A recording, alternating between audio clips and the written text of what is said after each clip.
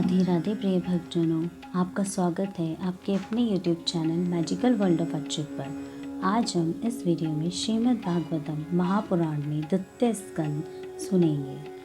श्री सुखदेव जी ने कहा, परीक्षित, तुम्हारा लोकहित के लिए किया हुआ यह प्रश्न बहुत ही उत्तम है।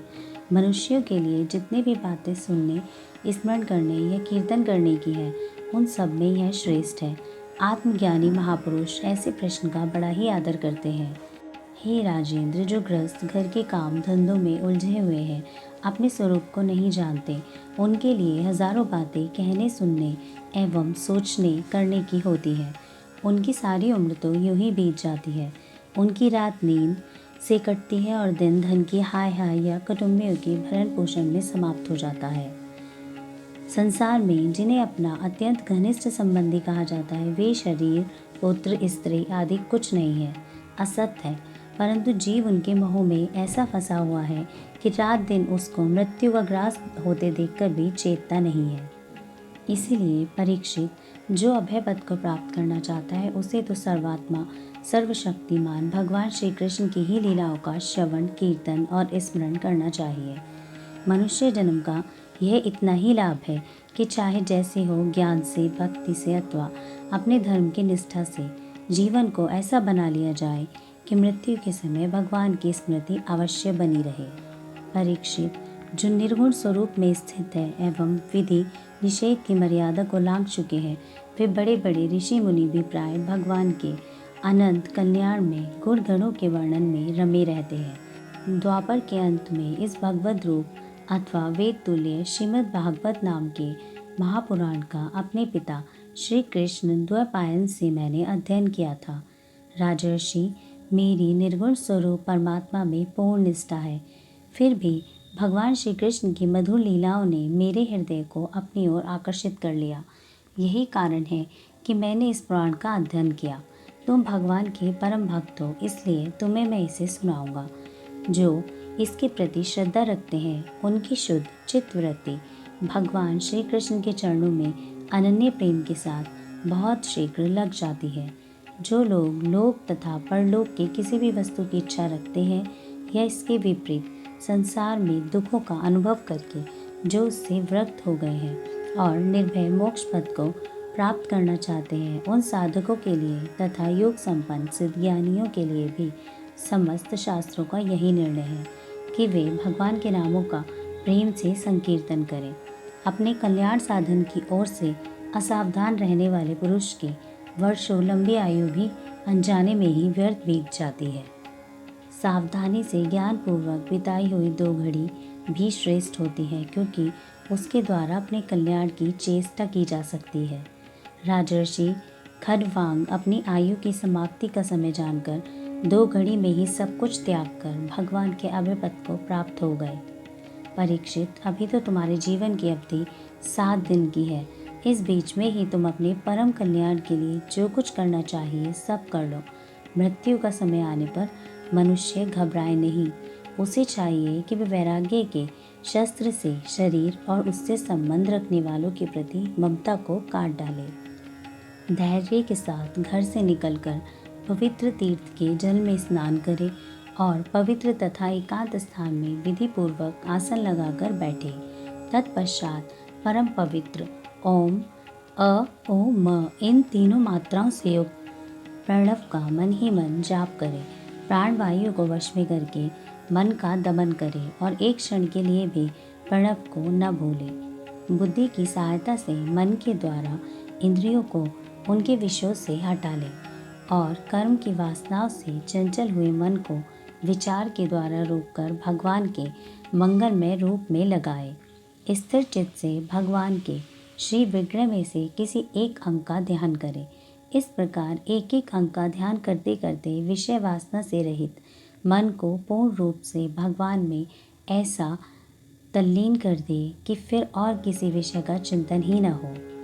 वही भगवान विष्णु का परम पद है, जिसे प्राप्त करके मन भगवत प्रेम रूप आनंद से भर जाता है। यदि भगवान का ध्यान करते समय मन रजोगुण से विक्षिप्त या तमोगुण से मूढ़ हो जाए तो घबराए नहीं, धैर्य के साथ योग धारणा के द्वारा उसे वश में करना चाहिए, क्योंकि धारणा उक्त दोनों गुणों के दोषों को ही मिटा देती है। धारणा स्थिर हो जाने पर ध्यान में जब योगी अपने परम मंगल में आश्रय श्री भगवान को देखता है, तब उसे तुरंत ही भक्ति योग की प्राप्ति हो जाती है। परीक्षित ने पूछा, ब्राह्मण, धारणा किस साधन से किस वस्तु में किस प्रकार की जाती है और उसका क्या स्वरूप माना गया है, जो शीघ्र ही मनुष्यों के मन का मैल मिटा दे। श्री सुखदेव जी ने कहा, परीक्षित, आसन, श्वास, आसक्ति और इंद्रियों पर विजय प्राप्त करके फिर बुद्धि के द्वारा मन को भगवान के स्थूल रूप में लगाना चाहिए। यह कार्य रूप संपूर्ण विश्व जो कुछ कभी था या होगा, सबका सब जिसमें दिख पड़ता है, वही भगवान का स्थूल से स्थूल और विराट शरीर है। जल, अग्नि, वायु, आकाश, अहंकार, महत्त्व और प्रकृति, इन 7 आवरणों से घिरे हुए इस ब्रह्मांड शरीर में जो विराट पुरुष भगवान है, वे ही धारणा के आश्रय हैं। उन्हीं की धारणा की जाती है। तत्वज्ञ पुरुष उनका इस प्रकार वर्णन करते हैं। पाताल विराट पुरुष के तलवे हैं, उनकी एड़ियाँ और पंजे रसातल हैं। दोनों गुल्फ एड़ी के ऊपर की गांठें महातल हैं और उनके पैरों के पिंड तलातल हैं। विश्व मूर्ति भगवान के दोनों घुटने सुतल हैं, जांघें वितल और अतल हैं। पेडु भूतल है और परीक्षित, उनके नाभि रूप सरोवर को ही आकाश कहते हैं। आदि पुरुष परमात्मा की छाती को स्वर्गलोक, गले को महरलोक, मुख को जनलोक और ललाट को तपोलोक कहते हैं। उन सहस्त्र सिर वाले भगवान का मस्तक समूह ही सत्यलोक है।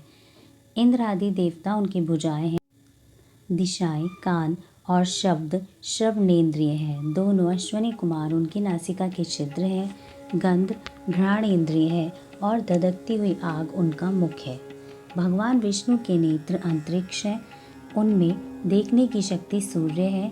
दोनों पलके रात और दिन उनका भ्रूविलास ब्रह्मलोक है और तालु जल है। जीवा रस, वेदों को भगवान का ब्रह्मारंध्र कहते हैं और यम को दाढ़े। सब प्रकार के स्नेह दांत है और उनकी जिगन मोहिनी माया को ही उनकी मुस्कान कहा जाता है। यह अनंत सृष्टि उसी माया का कटाक्ष विक्षेप है। लज्जा ऊपर का होठ और लोभ नीचे का होठ है। धर्म स्तन और अधर्म पीठ है। प्रजापति उनके मूत्र इंद्रिय है।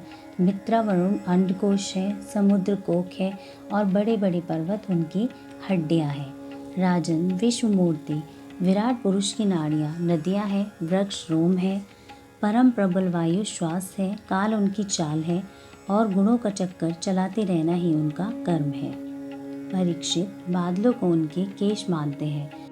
संध्या उन अनंत का वस्त्र है। महात्माओं ने अव्यक्त मूल प्रकृति को ही उनका हृदय बताया है और सब विकारों का खजाना उनका मन चंद्रमा कहा गया है। महत तत्व को सर्वात्मा भगवान का चित्त कहते हैं और रुद्र उनके अहंकार कहे गए हैं। घोड़े, खच्चर, ऊंट, हाथी उनके नख हैं। वन में रहने वाले सारे मृग और पशु उनके कटी प्रदेश में स्थित है। तरह तरह के पक्षी उनके अद्भुत रचना कौशल है। स्वयंभू मनु उनकी बुद्धि है और मनु की संतान मनुष्य उनके निवास स्थान है। गंधर्व, विद्याधर, चारण और अप्सराएं उनके षडज आदि स्वरों की स्मृति है। दैत्य उनके वीर्य हैं। ब्राह्मण, मुख, क्षत्रिय, भुजाएं, वैश्य, जंघाएं और शूद्र उन विराट पुरुष के चरण हैं। विविध देवताओं के नाम से जो बड़े बड़े द्रव्य में यज्ञ किए जाते हैं, वे उनके कर्म हैं। परीक्षित, विराट भगवान के स्थूल शरीर का यही स्वरूप है जो मैंने तुम्हें सुना दिया। इसी में मुमुक्षु पुरुष बुद्धि के द्वारा मन को स्थिर करते हैं, क्योंकि इससे भिन्न और कोई वस्तु नहीं है। जैसे स्वप्न देखने वाला स्वप्न अवस्था में अपने आप को ही विविध पदार्थों के रूप में देखता है, वैसे ही सबकी बुद्धि वृत्तियों के द्वारा सब कुछ अनुभव करने वाला सर्व अंतर्यामी परमात्मा भी एक ही है। उन सत्य स्वरूप आनंद निधि भगवान का ही भजन करना चाहिए। अन्य किसी भी वस्तु में आसक्ति नहीं करनी चाहिए, क्योंकि यह आसक्ति जीव के अधपतन का हेतु है। राधे राधे।